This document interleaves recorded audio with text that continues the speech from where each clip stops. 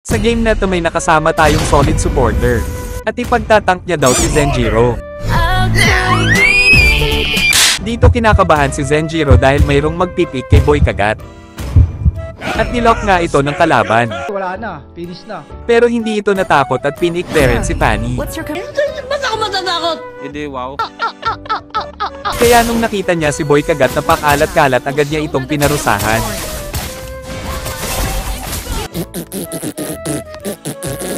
Siguro nagtanim ng sama ng loob si Boy Kagat kaya nagtawag ito ng kasapi upang guluhin si Zenjiro sa blue buff.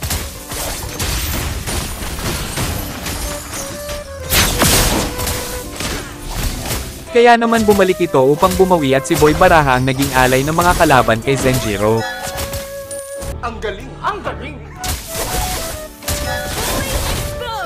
Lumalaban yan, gusto ko haha. Abang buwan ng tanga.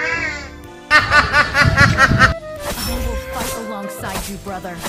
Ang angas ni Boy Baraha ayan tuloy muli na naman siyang natigo.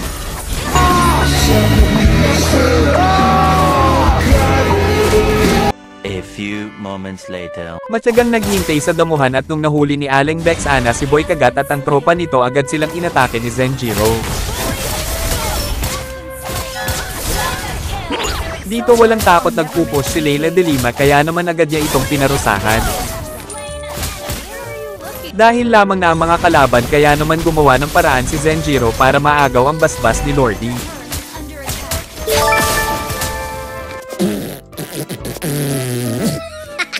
At dito na natin tatapusin ang isa na namang pakikipagdigma ni Zenjiro.